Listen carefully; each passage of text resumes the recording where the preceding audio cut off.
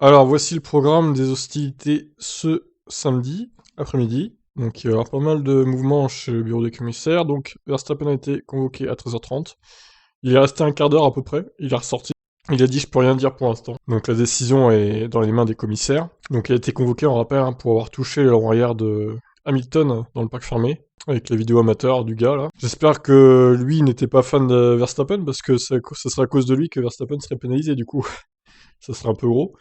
Mais bon, après, bon, moi, honnêtement, je pense qu'il sera réprimandé, mais pas de pénalité à proprement parler pour Max. On peut pas dire qu'il a saboté l'aileron arrière d'Hamilton. Bon, là, franchement, ce serait être de mauvaise foi que de dire ça, hein, je pense. Donc, Mercedes va être convoqué à 14h30, il est 14h05, là, dans 25 minutes, évidemment, pour s'expliquer encore sur le DRS. L'équipe va certainement vouloir jouer l'annulation de l'infraction par le fait qu'un concurrent soit venu manipuler l'avant arrière, ce qui est interdit. Le code sportif international, le fait que les deux convocations soient espacées d'1 heure laisse penser que le problème est bien plus complexe. La direction de course devra ensuite décider des sanctions qu'elle infligera aux deux pilotes. Tous les scénarios sont envisageables, la pénalité d'Hamilton étant initialement une disqualification inévitable.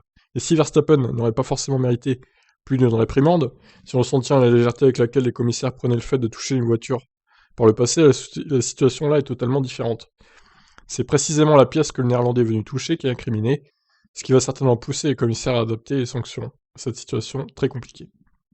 Voilà, bah écoutez, encore une fois, je vous tiens au courant. Dès qu'on a des nouvelles, je scrute Twitter régulièrement. Allez, à toutes.